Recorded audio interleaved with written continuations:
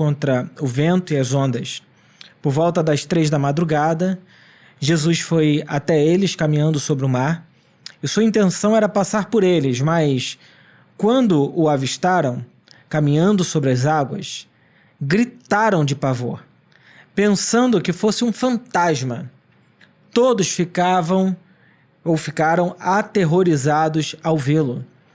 Imediatamente, porém, Jesus lhes disse: "Não tenham medo, coragem, sou eu." Em seguida subiu no barco e o vento parou. Os discípulos ficaram admirados, pois ainda não tinham entendido o milagre dos pães. O coração deles estava endurecido. Vamos orar.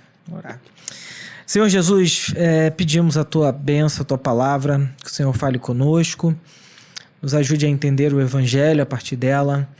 É o que nós pedimos e oramos em nome de Jesus. Amém. Amém. Bom, eu acredito que Deus sempre nos incentiva muito a viver uma vida de fé. Fé é uma palavra desafiadora para nós, né? Porque ela nos coloca diante de questões, de perguntas. E talvez alguém pergunte, mas o que é uma vida de fé? O que é fé, né? Fé é uma confiança radical no caráter de Deus. Isso é fé. Fé, ela tem mais a ver com confiar e se lançar em Deus do que acreditar em certas doutrinas, certos ensinamentos. Eu diria que fé, para a gente usar uma figura aqui, tem mais a ver com uma criança que tem a coragem de se jogar no mar, numa praia ou numa piscina, em que o pai, a mãe, diga assim: olha, vem que eu vou te segurar. Talvez a criança não tenha noção sobre o que é nadar, a profundidade da água, mas ela confia na relação que ela tem com aquela pessoa que está dizendo: vem que eu te seguro. Então, fé tem muito mais a ver com essa relação do que com acreditar, talvez, numa teologia A, B, C ou D. Fé é confiar numa relação, no caso é confiar em Deus, né? Então, o oposto da fé, se fé é confiar numa relação, o oposto da fé seria a gente dizer que é o medo e a desconfiança, o medo e a insegurança, o medo e talvez o pavor. Porque é muito interessante como que durante muitos momentos na vida, as pessoas até dizem assim: eu sei, eu entendo, mas eu tô com medo. Eu sei, eu entendo, mas eu tô com medo. Porque saber aqui não é a mesma coisa do que saber aqui, no coração. A gente pode ter muitas certezas sobre as coisas, sobre a vida, mas ainda assim não ter uma certeza de natureza de fé. Uma coisa é uma coisa, outra coisa é outra coisa. Por isso que, se você permitir, dentro da sua vida e do seu coração, você vai ficar rapidamente cercado de medo. Se você, por exemplo, permitir que na sua cabeça, entre notícias e mensagens o tempo todo que fala de tragédia, de morte, de desgraça, você vai achar que o mundo está assim na esquina da sua casa. Porque isso, se você se alimenta disso, você acha que essas coisas estão logo ali acontecendo. Ou, por exemplo, se você no teu grupo de WhatsApp só vê coisas trágicas, terríveis, é óbvio que em algum momento seu coração vai ser tomado por isso, né? Por isso que a nossa mente, ela pode ficar encegueirada, ela pode ficar absolutamente apavorada diante do medo. O medo é assunto sério para a Bíblia, para a teologia, né? Então, quando a gente fala, por exemplo, sobre altos níveis de medo, a gente fala hoje que a gente vive numa sociedade ansiosa. Só que, no fundo, a ansiedade, ou como diria a Melanie Klein, a ansiedade persecutória, aquela ansiedade que não te deixa, ela, no fundo, é medo, né? Então, por exemplo, ontem à noite, ontem eu fui dormir 2h pouca da manhã, tentando entender o que era aquela ansiedade que estava dentro de mim, né? Essas ansiedades fazem parte da vida. Quem nunca passou uma noite em claro, ansioso, preocupado, com medo, é provável que não tenha muita responsabilidade na vida. Uma criança vai embora e dorme tranquilo, né? Seria estranho uma criança chegar com 5 anos e falar assim, olha, eu tô muito preocupado, tô ansioso, tô com medo, não sei se a gente vai pagar as contas, não sei como é que tá o Brasil ano que vem, a economia. Não é natural de uma criança fazer isso, né? Mas é natural de nós, adultos, que pensam sobre a vida, pensam sobre as coisas, chegar a essa conclusão, né? Então, quando a gente vai sendo tomado de medo, tomado de pavor, o nosso coração cria situações, imagens, ideias de que aquilo que está nos apavorando vai acontecer. Quanto mais medroso, o que é uma fobia, por exemplo, né? A ideia de um fóbico é de que aquilo que está na sua imaginação realmente em algum momento vai acontecer. Então ele entra no elevador, o elevador para, ele acha que vai faltar ar, acha que vai morrer asfixiado, preso no elevador. Essas imagens, elas são imagens da fantasia, da cabeça humana, né? Porque se tiver que acontecer, vai acontecer, você fantasiando ou não. Mas na vida concreta não é bem assim, né? Então, se o nosso olhar, a nossa mente, o nosso coração estiverem tomados de medo, é provável que a gente fique em falta com a nossa fé. Você vai dizer assim, mas Herbert, então eu não posso ter medo e ter fé? Não, porque as coisas são água e óleo. É uma coisa ou outra. O medo paralisa a gente. A fé é o que motiva a gente. Não é à toa que a gente lê a Bíblia, o que a Bíblia vai dizendo no Antigo Testamento? Josué, ser forte e corajoso, não temas. Para Gideão, ser forte e corajoso, não temas. Para Davi, e você vai vendo na Bíblia Sagrada essa expressão não temas, ser forte, seja corajoso, confia, crê somente. Essas expressões são ricas na Bíblia, não é porque Deus fica de maneira obsessiva repetindo as coisas. É porque no nosso coração a gente esquece disso. A gente se perde, a gente esquece a dimensão da fé pra gente, né? Então, o texto que a gente acaba de ler aqui, esse texto que a gente conhece muito bem, de Jesus andando sobre as águas, essa é uma das experiências. Jesus anda sobre as águas não só nessa vez, ele anda em outro momento, quando ele fala calma, aquieta-te, né? É um outro momento. Mas aqui é interessante que esse texto é um texto dos evangelhos sinóticos. E aí, para quem está habituado com a teologia, evangelho sinótico é evangelho de Mateus, Marcos e Lucas, que provavelmente tiveram a mesma fonte para narrar os seus textos, né? E nesse trecho aqui, em Marcos especialmente, Marcos é tratado como evangelho dos milagres. Tem muito milagre acontecendo o tempo todo. João é um evangelho dos sinais. Você vê a expressão sinal o tempo todo, né? Mateus é o evangelho que vai fazer ponte com o Antigo Testamento, né? Então, Mateus tem essa coisa de isso aconteceu porque para se cumprir o que foi dito pelo profeta, babá. Essas coisas acontecem o tempo todo no texto bíblico. E aí o evangelho de Marcos, ele nos apresenta vários milagres. E é interessante que o mar, por exemplo, o mar... Olá, gente. Tudo bem? Então, o mar, no Evangelho de Marcos, ele tem um sentido profundamente teológico. Para vocês terem uma ideia, o mar era uma região, um local, e quando eu falo assim, o mar é profundamente teológico, pode parecer esquisito. Mas quando o texto bíblico ele vai sendo escrito, as coisas, as imagens, os locais são importantes. O mar, esse mar de Genezaré, ou mar da Galileia, foi palco de 3 grandes milagres de Jesus. Esse aqui, Jesus andando sobre as águas. Um outro milagre que Jesus faz aqui é a pesca milagrosa. Vocês lembram que Jesus ordena a Pedro que lançasse a rede, ele pega tanto peixe que se rompe. E também é nesse mar aqui que acontece a experiência do encontro de Jesus, já ressuscitado, com Pedro, que estava lá no barco. Quando ele vê Jesus, ele pula para dentro da água, fica com medo, fica com vergonha. Então esse lugar aqui é palco de milagres.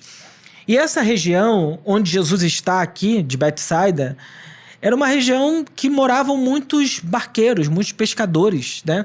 E é interessante esse fato, que na minha cabeça é como se fosse assim, Búzios, talvez há 50 anos atrás, ou Paraty, sabe essas regiões que tinham vários pescadores, mas que não tinha... Hoje Búzios é uma cidade com lojas de roupas caríssimas, joias, né?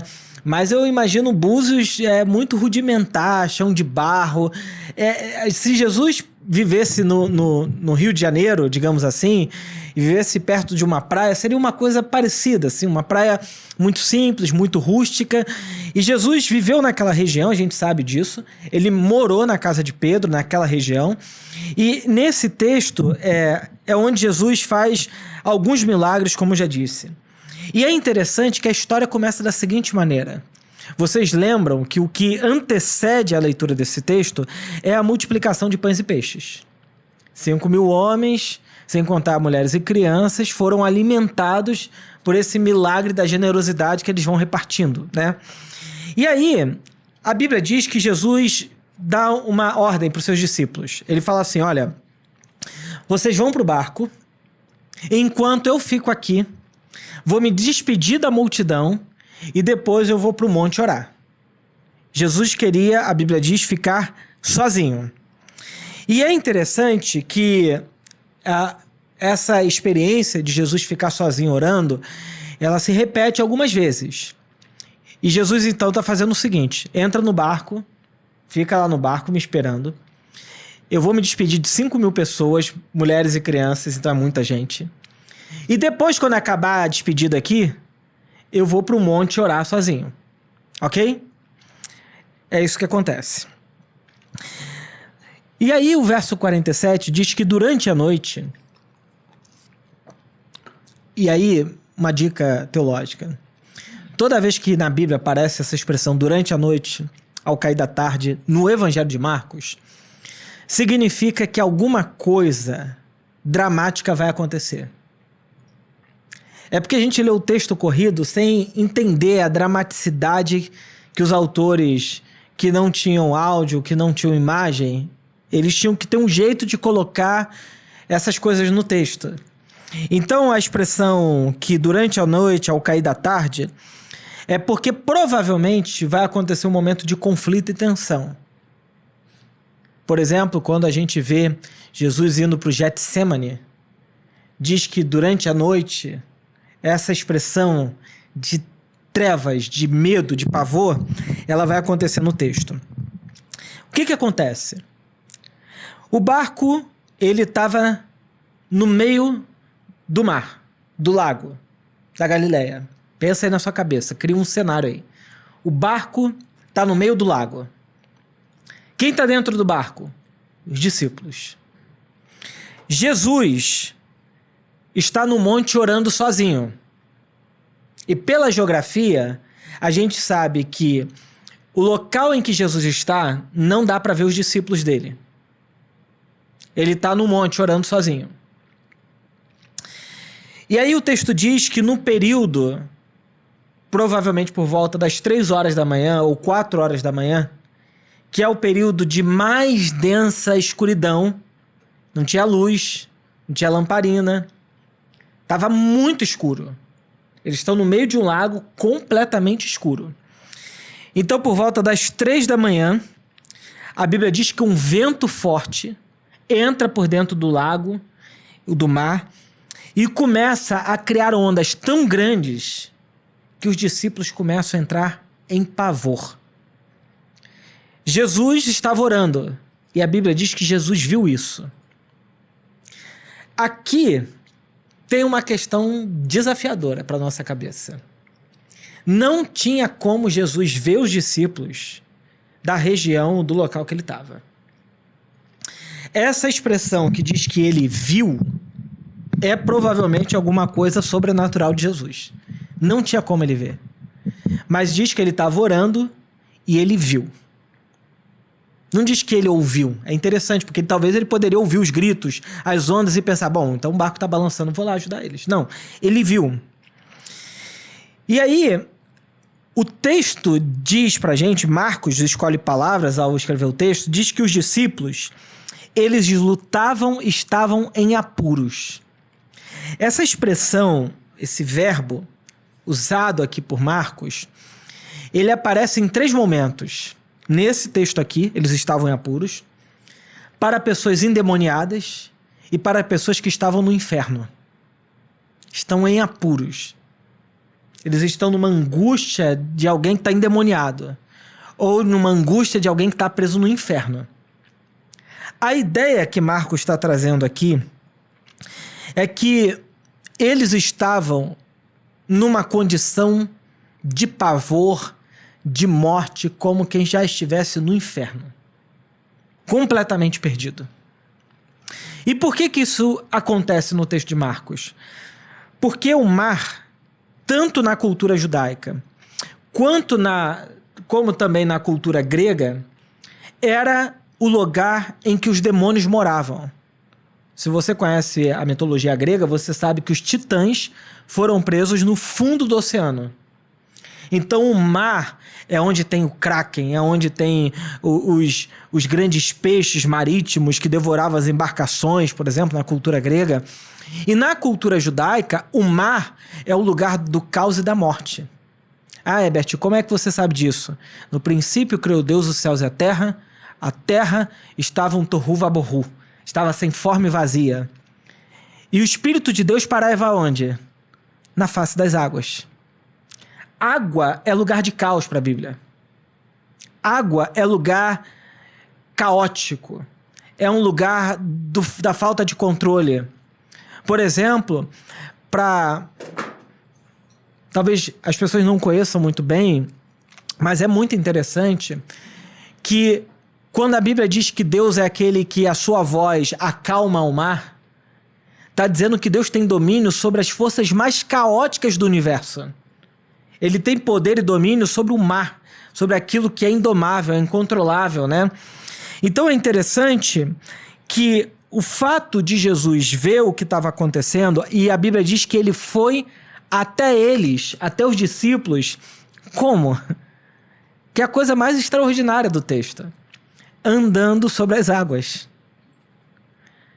O que está acontecendo aqui não é uma mera demonstração de poder. Alguém poderia imaginar, Jesus é um homem realmente extraordinário. Andar sobre as águas é muito mais do que demonstrar poder. Andar sobre as águas significa que assim como Deus tem domínio sobre o mar, sobre o caos, assim como o Espírito de Deus colocou o mar em ordem na criação do mundo, ele criou todas as coisas a partir dessa organização, desse caos. Da mesma forma, Jesus Cristo, ele tem poder sobre o caos. Ele tem poder sobre as águas, tanto é que ele anda sobre o mar turbulento. E aí, o verso 48 diz que o desejo de Jesus era passar adiante. Olha que coisa maluca. Jesus é que manda os discípulos para o meio do barco, para o meio do mar. Vão para o mar que eu vou ficar orando. No meio da madrugada, o caos começa. Na cabeça dos discípulos é o seguinte: vamos morrer? E esse cara que botou a gente nessa enrascada. Sinceramente. Pensa só. Vamos morrer aqui. E é um monte de pescador treinado, porque é Pedro, André. E eram pessoas que estavam acostumadas com aquela região. Não é gente que não conhece aquela região. Não era um mar que eles não conheciam. Era um mar que eles conheciam muito bem. Na cabeça deles, o que está acontecendo? A gente foi tragado pela morte. Acabou a nossa vida. E aí no verso 48 diz que Jesus passou, a intenção dele era passar adiante. Você fala assim, caramba, não vai cuidar dos caras?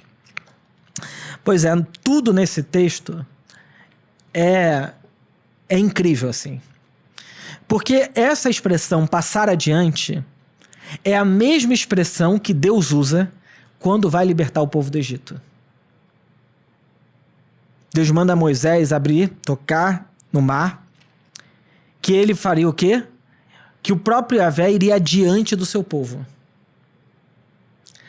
O que Marcos está dizendo para a gente aqui, para qualquer leitor que conhece essas tradições que faziam parte da memória judaica, é que, assim como Deus libertou o povo de Israel da escravidão no Egito, ele, na dramatização com os discípulos ali, era aquele que iria libertar os seus discípulos das forças mais poderosas do seu mundo, a morte e do inferno. Essas são coisas importantes para esse texto. Jesus não é só aquele que liberta no sentido de manter em vida. Ele é aquele que liberta das forças mais poderosas desse mundo. O medo da morte e do inferno. E aí, quando os discípulos viram Jesus passar, pensaram que era um fantasma. Apesar dos judeus não acreditarem muito em fantasma, né, naquele tempo, até hoje, eles viram e a Bíblia diz que eles ficaram apavorados mais ainda. Pensa, o barco tomando pancada de onda por tudo que é canto, eles remando, não sai do lugar, de repente aparece alguém andando no meio do mar. Você pensa, é a morte, chegou minha hora, vou entregar minha vida aqui porque o meu dia chegou, acabou minha vida, né? Só que quando essa pessoa vai se aproximando, não era um fantasma. Era o próprio Jesus que diz: não tenham medo. O que Jesus está dizendo no grego é: não tenham fobia, não tenham pânico.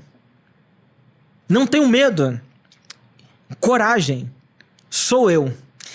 E aí Jesus usa um termo que não se usava. Nenhum judeu do tempo de Jesus usaria esse termo. Que é: sou eu. Para quem conhece o Antigo Testamento, sabe que ele está usando o nome de Deus. O nome impronunciável de Deus. Hoje, nós só conhecemos o tetragrama, Yud-He-Vav-He. Quando Moisés pergunta para Deus na sarça ardente qual é o seu nome, Deus diz Yud-He-Vav-He.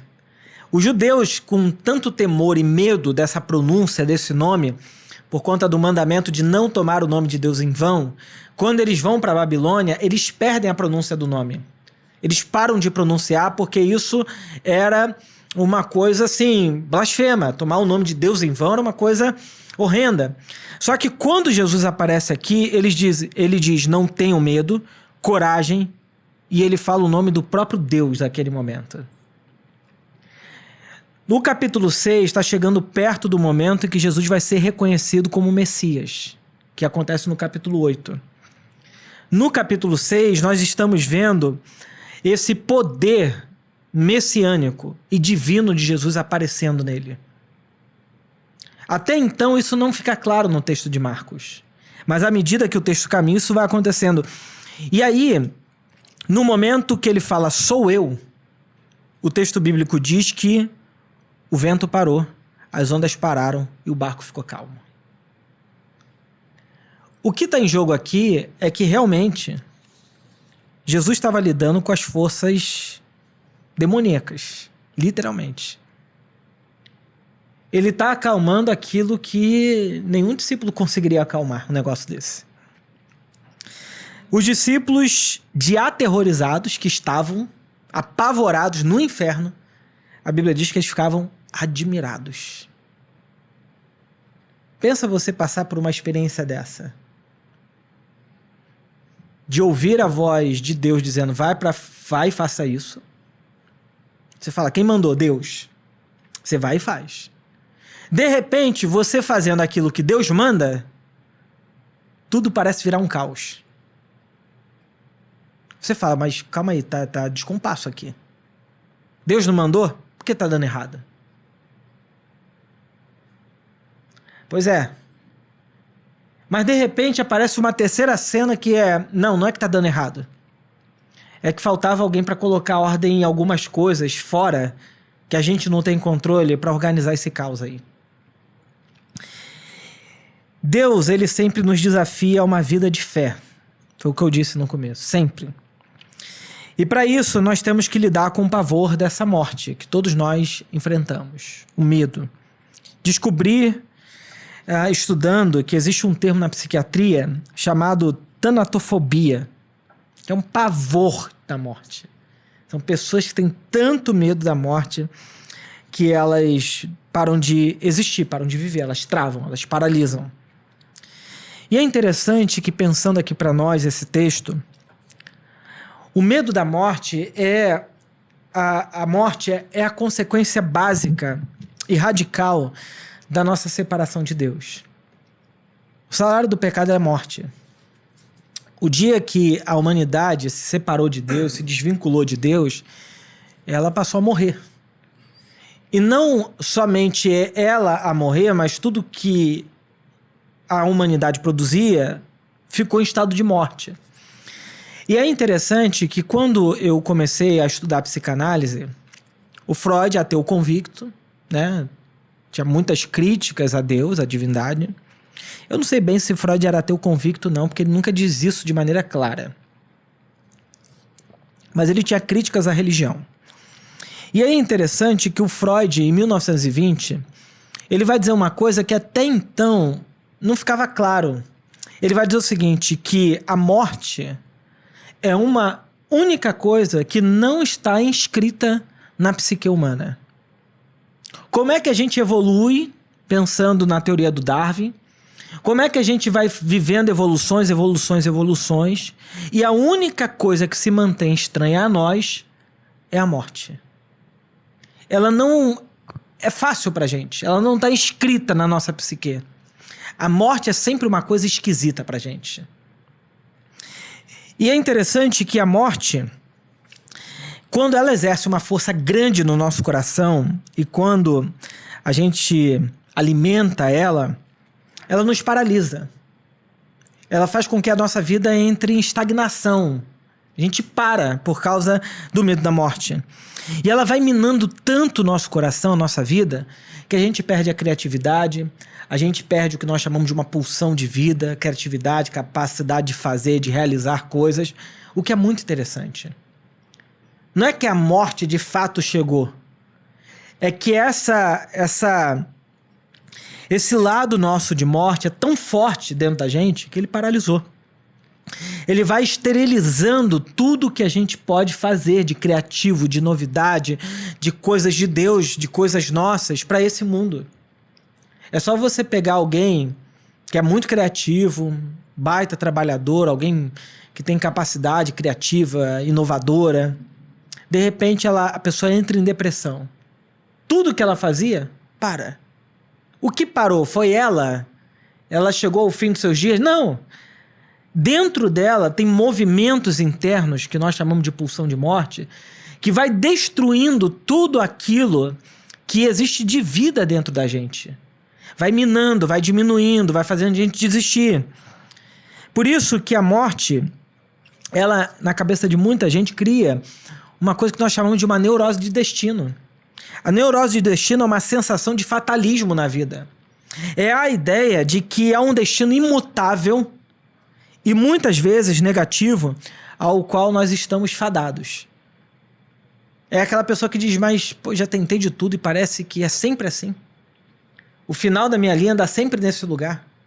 O final da minha história parece que chega aqui sempre se repete.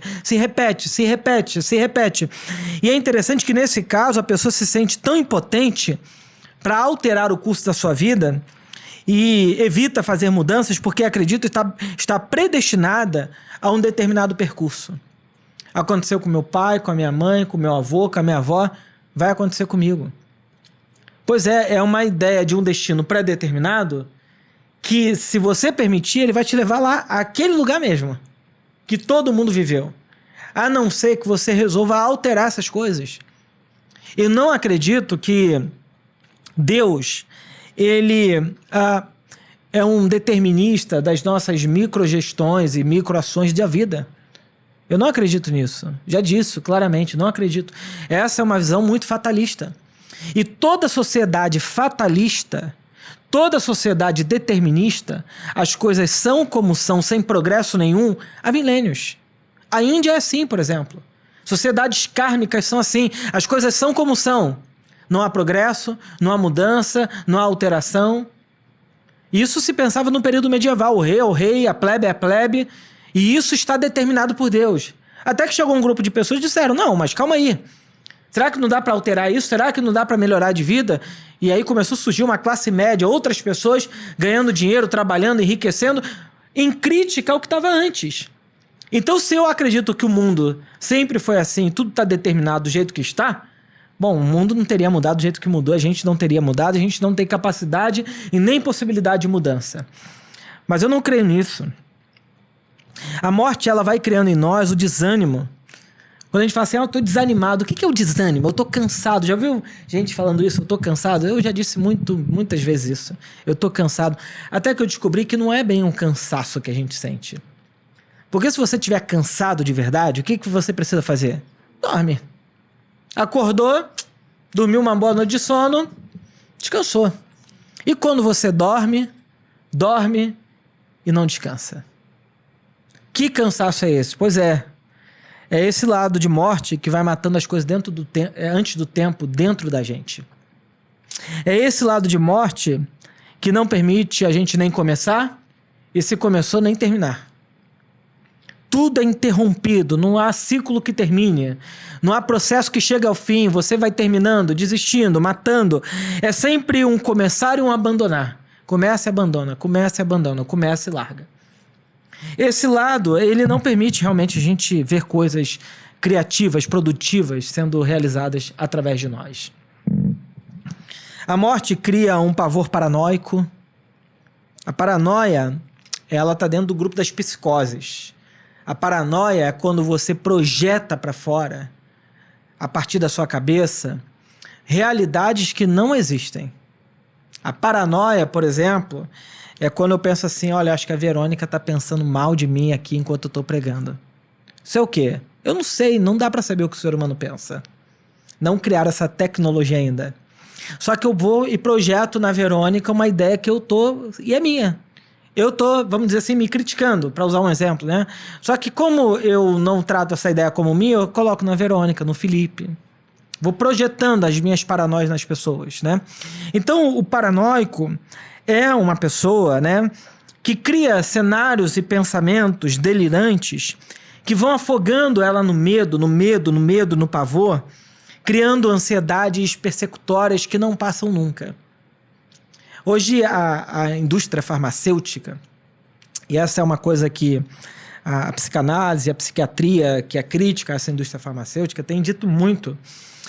Nós nunca tomamos tanto ansiolítico na história humana, obviamente porque não tinha tecnologia para isso, hoje tem. Mas é interessante como que, mesmo tomando ansiolítico, mesmo tomando os remédios, e eu sou a favor, né, de que se tome, mas ainda assim as ansiedades não diminuem. Porque a ansiedade não é da ordem da bioquímica. A ansiedade é da ordem da fantasia, daquilo que a gente tem capacidade de pensar, de perceber, de criar dentro da nossa imaginação. Por isso que a ansiedade, ela vai criando esses medos persecutórios de que em algum momento alguma coisa vai dar errado. Bom, as coisas podem dar errado na vida, mas não significa que eu tenho que antecipar essas coisas para que, chegando lá, eu possa dizer, inclusive, deu errado, tá vendo? Eu sempre disse. O Nietzsche disse que essa é a condição do covarde. Para o Nietzsche, o covarde é aquele que não vai à guerra, dizendo, sabia que ia perder. É o covarde. O Nietzsche diz que o corajoso, ele pode sair perdedor, mas nunca ressentido. Ele foi à guerra, lutou, perdeu. Bom, eu tentei. Não deu certo, mas eu insisti até o fim. O covarde é aquele que desiste antes de terminar. É aquele que acaba antes da coisa ter chegado ao fim. A morte, ela cria a ideia de que o pecado é imperdoável. Essa é uma coisa muito comum em neuróticos obsessivos, né? Que é quando a pessoa vai lidando com uma culpa de maneira obsessiva, criando ritos, lava a mão 10 vezes, toma banho 50, troca de roupa 1000 vezes, se penteia, se arruma o tempo todo. Ela vai ritualizando o tempo todo para tentar aliviar a ansiedade da culpa dentro dela de maneira obsessiva. E são pessoas que saibam disso. Elas vêm para a igreja, pedem perdão, oram e continuam culpadas, porque não é culpa que ela tá, não é da culpa que a gente está tratando. É, na realidade, uma ansiedade persecutória. É uma ideia de que Deus não pode perdoar essa pessoa. Ela cometeu coisas tão graves na vida que nem Deus pode perdoar. O que é anti-evangelho. Porque o Evangelho diz para nós que Deus nos perdoou de todos os nossos pecados desde antes da fundação do mundo. Então não há absolutamente nada na história da humanidade que não possa ser perdoado. O mundo foi criado em estado de perdão. Como diz um teólogo, um pastor que eu vi muito, né? Ele diz o seguinte: antes de Deus dizer haja luz, na eternidade ele disse haja cruz. Porque foi o perdão que sustentou a criação. Então é o perdão que sustenta o universo. Por isso que, se você está aqui hoje e talvez tenha medo no seu coração, eu quero dizer o seguinte: só o Evangelho pode nos libertar desse medo da morte e da vida. Nesse momento da pregação, eu poderia fazer um belo discurso agora, moral e motivacional, dizendo para você o seguinte, como muitos pastores coaching faz por aí. Tipo, será que você tem tido fé? Ou 5 chaves para você aumentar a sua fé agora. Ou 3 armas para vencer o medo. Ou, se você mudar os seus ambientes, o medo vai embora. Deixa eu dizer uma coisa muito clara. Nada disso é o Evangelho. O Evangelho é: você precisa de um Salvador. De alguém que te resgate da sua condição de morte. Jesus não deu um remo melhorado para os discípulos. Ele chegou lá e resolveu a situação. O Evangelho é o fato de que a gente não pode salvar a si mesmo. Nós não podemos nos salvar. Você pode remar e ficar no mesmo lugar. Quando você estiver diante do medo e da morte, saber usar bem o remo não vai te ajudar. Talvez te dar um barco melhor não vai te ajudar. O que nos salva de verdade é Jesus Cristo. É se Ele for em nossa direção, pisando sobre todo o caos e toda a morte, entrando no nosso barco e acalmando a nossa tempestade. Você precisa de um Salvador, não de um coach evangélico. Você precisa de um Salvador e não de um mentor. Precisa de um Salvador, eu preciso de um Salvador. Sabe por que a gente precisa de um Salvador? Porque tem hora que a gente sabe remar, a gente está no barco certo, a gente está ouvindo Jesus e mesmo assim, você tem que dizer: Senhor, me salva. Eu não vou conseguir me salvar nessa situação. Eu não estou dizendo para você, se esforça mais, melhora. Isso qualquer coach pode fazer. O que o Evangelho vai dizer para você é: cara, você precisa de um Salvador. Você não vai dar conta sozinho dessa situação. A não ser que você busque socorro do alto. Às vezes, quando algumas pessoas vão tratar alguém, né, que fez uma coisa muito grave. Aí a pessoa começa a moralizar: você não devia fazer isso e aquilo. Moralizar as pessoas não serve para nada. A não ser que no coração dela ela encontre um Salvador que resgate ela daquela situação. Isso é o Evangelho. Porque dar boas lições de moral, de conduta, do que fazer, cara, a pessoa não precisa ser crente não, basta ser uma pessoa mais corretinha na vida, uma boa cabeça, que ela vai te dar lições maravilhosas para a vida. Agora, tem coisas que a gente precisa de alguém que nos tire daquela condição. O cara que está se afogando na praia, ele não precisa de um manual de natação. A gente, na igreja, faz o seguinte: toma um manual aqui, lê. Isso não é o Evangelho. Não, mas eu estou dando a palavra de Deus para você. Bom, isso aqui é Bíblia, para ele é manual. Vai servir para quê? Mas, para alguém que está se afogando, sabe o que ele precisa? De um salva-vida. Que não esteja mergulhado naquela contingência ali do mar revolto. Que, se possível for, venha de helicóptero, jogue a corda, a escadinha, arranque aquela pessoa de lá e tire ela de lá. O Evangelho não é um manual que a gente dá para as pessoas de como viver. O Evangelho é a notícia de que a gente não consegue se salvar. Se deixar, a gente morre. as nossas escolhas, com a nossa vida, a não ser que venha um Salvador em nossa direção, em Salvador Jesus Cristo. Essa é a grande diferença do Evangelho para qualquer outra coisa. As outras coisas dizem o que você precisa fazer. O Evangelho diz você não consegue. Alguém vai falar assim, mas os 10 mandamentos, alguém já disse que é o seguinte, 10 mandamentos é Deus dizendo para você o seguinte, duvido não matar. Ah, mas eu nunca matei ninguém, mas na sua cabeça você matou um monte de gente já. Você não consegue nem evitar o pudim diabético, mas é só mais um pedacinho. Você acha mesmo que consegue cumprir a lei de Deus? Não consegue. O que nós precisamos é de um Salvador, de alguém que ande sobre as águas e nos tire daquela condição. Por isso, você precisa deixar algumas coisas muito claras diante da sua vida, do seu coração. Primeiro, você precisa confiar somente em Jesus. Essa é uma condição básica, fundamental, radical, que vai sustentar a nossa vida de fé até o fim dos nossos dias. Sabe o que isso significa? Que no dia bom, no dia mau, no dia do acerto, no dia do erro, no dia do triunfo, da alegria e no dia da tristeza, o seu coração tem que estar na mesma pessoa, em Jesus Cristo.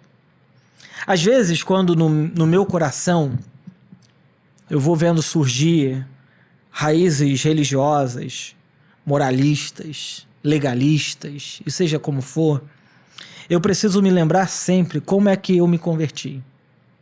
Eu não me converti porque alguém me deu um manual. Eu me converti porque um dia eu tive uma experiência com Deus. E não foi assim extraordinário, viu trovão, nada.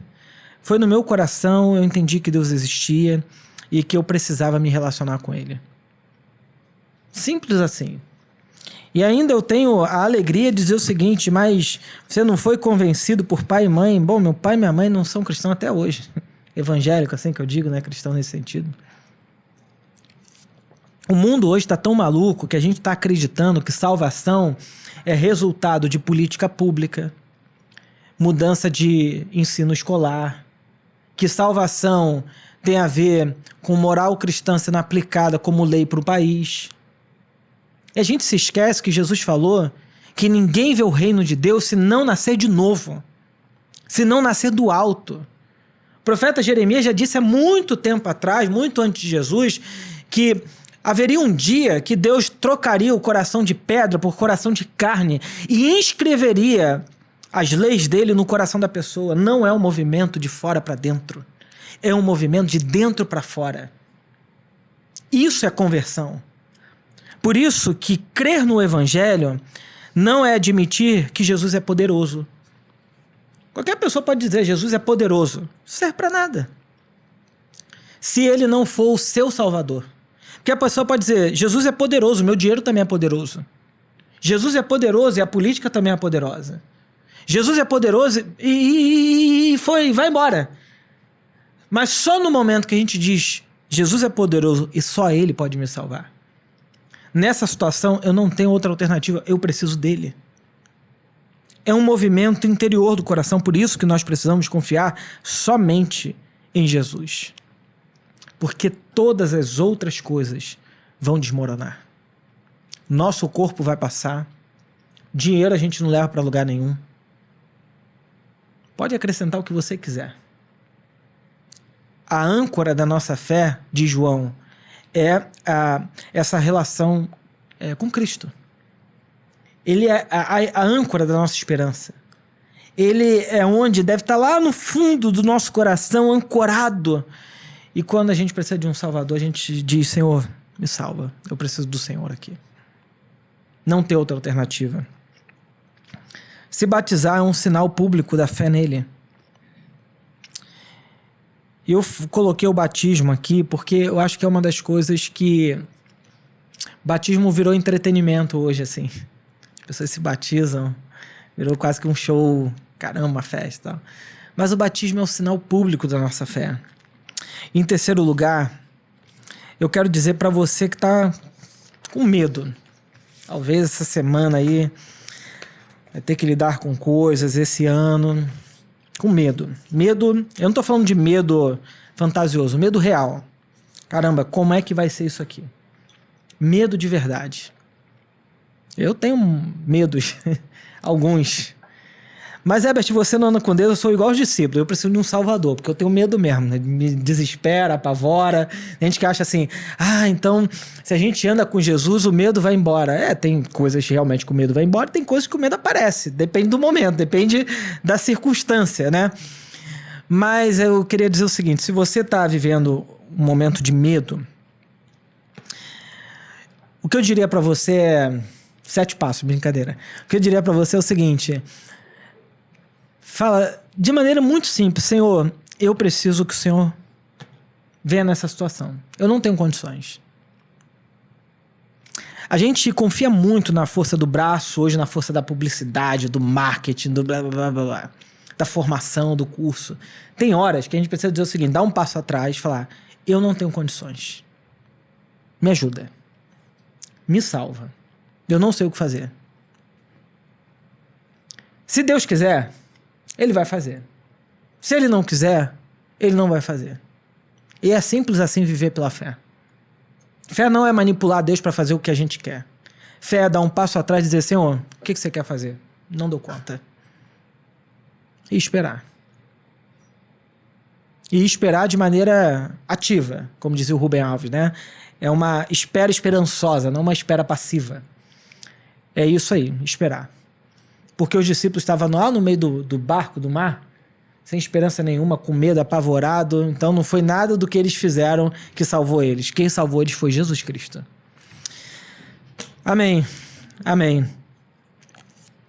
Eu queria orar com vocês. Pedir o Rodrigo para ajudar nesse tempo de oração. Eu queria desafiar você, assim, se você está vivendo um momento de medo... Uma coisa muito simples, didática, que às vezes nos ajuda, é escrever. Por exemplo, às vezes quando eu tenho que lidar com alguma coisa, preciso resolver, eu escrevo. Falo, Senhor, isso aqui está me incomodando. Antes, por exemplo, de eu começar o processo de plantação de igreja aqui da Viva, eu fiz várias perguntas. Eu botei assim no meu aplicativo de celular, perguntas sinceras sobre a plantação. Aí coloquei uma após outra, assim, várias. E vira e mexe eu volto lá para... ver aquelas perguntas, isso aqui se resolveu? Acho que não, isso aqui. Por quê? Porque às vezes a gente vai se esquecendo, e nós somos uma sociedade sem memória, né, muitas das vezes, de quanto que Deus já interviu, já agiu em nosso favor. Só que como aquilo não ficou claro pra gente, a situação ficou clara, a gente nem percebeu que aquilo foi um livramento, um salvamento. Passou batido. Então, se você puder, e se você está vendo uma situação de medo, eu recomendaria, escreve aí no seu celular, enfim, anota. Eu tô com medo disso. Me salva. Deixa isso escrito. E vê daqui a 6 meses como é que vai estar a situação. Eu, às vezes, fico pensando assim, caramba, esse negócio de plantar igreja é um desafio mesmo, né? Tem domingo que vem gente, tem domingo que vem 7 pessoas, tem domingo que vem 20. Aí tem domingo que vem 3. Eu falo assim, será que as pessoas querem mesmo a igreja? Será que... É um desafio. Eu poderia viver confortavelmente lá, ou na Plena, ou na Metodista, que eu era. Eu poderia viver confortavelmente nessas igrejas, pegando a igrejinha pronta. Mas eu entendi, assim... que vocação é uma coisa que meio que tu não escolhe, assim, sabe? A coisa vai te empurrando para aquele lugar, te deixando à deriva no meio do mar. É meio que assim. Eu falo, bom, é isso. Em vários momentos eu falo, Senhor... E eu fico fazendo umas provas, assim, no meu coração com Deus, sabe? Provas do tipo... Deus, tá muito esquisito. Aí, às vezes, eu falo assim, Deus, esse domingo, se você estiver comigo mesmo... Manda visitante. Pô, é difícil, Leblon, visitante. Já fiz umas 2 vezes, aparece, gente. Juro pra tu, apareceu as 2 vezes que eu falei esse negócio. E, caraca, que loucura, meu irmão. Então, continua. E eu fico assim... confiar em Deus é essa relação de maravilhamento e de medo. Às vezes Deus não tira o medo do nosso coração, a gente continua com ele. Mas quando a gente atravessa aquela situação, a gente fica assim, caramba, só podia ter sido Deus. Eu não tinha condições de fazer aquilo. Não tinha. Então, eu acho que a gente tem que ter essa humildade de fé, de dar um passo atrás em muitas coisas na nossa vida e dizer, Senhor, eu vou fazer tudo que eu posso, mas eu quero ver a tua mão agindo nisso aqui. Porque senão, não vai dar certo. Eu acho que, talvez quando eu era mais novo, né, mais impetuoso assim, achava que podia peitar o mundo, eu faria umas coisas assim, eu vou bancar, eu vou fazer. Hoje não, hoje eu falo assim, se Deus não tiver, eu tô fora, porque tem coisa que não vale a pena fazer sem Deus. Nada, né, na verdade. E tem coisa que a gente precisa ficar à deriva no mar, sofrendo turbulência e de repente Jesus nos salva.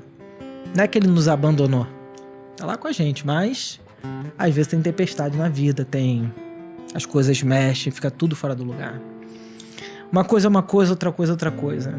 Viver uma tempestade não é ser abandonado. Viver numa bonança, às vezes, é não ter a bênção de Deus também. Então, o que importa na vida é se Deus ainda está com a gente. Eu ouvi uma história interessante do pastor Antônio Elias, que ele perguntava assim, com 90 e poucos anos, fazendo hemodiálise e tal. Antônio Elias foi um grande pastor aqui no Brasil, presbiteriano, e ele perguntava assim, Deus, a gente ainda está no mesmo passo? A gente está na mesma conversa ainda? No mesmo caminho? Eu acho que às vezes a gente tem que perguntar isso para Deus. A gente está andando junto ainda? Está no mesmo caminho? Está no mesmo passo?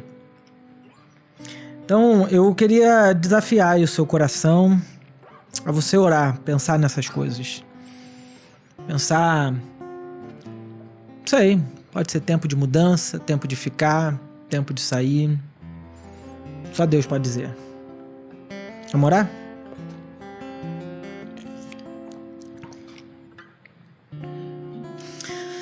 Deus querido, a Eclesiastes diz que há tempo para tudo, para todo propósito. A passagem que a gente leu aqui nessa noite juntos, ela é um grande desafio para o nosso coração, Senhor. Porque às vezes realmente o nosso coração fica mergulhado no medo, no pavor, no desespero. E nesses momentos a gente precisa de um resgatador, de um salvador, de um libertador, Senhor.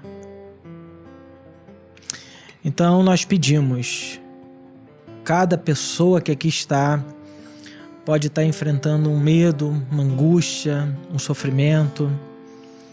Eu peço a Ti, Senhor, que salve a todos nós. Precisamos de Ti, Senhor. Precisamos de Ti, Senhor. Precisamos de Ti, Senhor. Não nos deixe no desamparo. Não nos deixe na morte, na angústia, na desilusão. Fazendo uma analogia, Senhor, com a passagem que lemos, o que pedimos é que o Senhor venha andando sobre o caos do nosso coração e vá diante de nós, Senhor. Como o Deus que nos salva, Deus que nos livra, o Deus que nos liberta. É o que nós te pedimos, Senhor. Amém. Amém.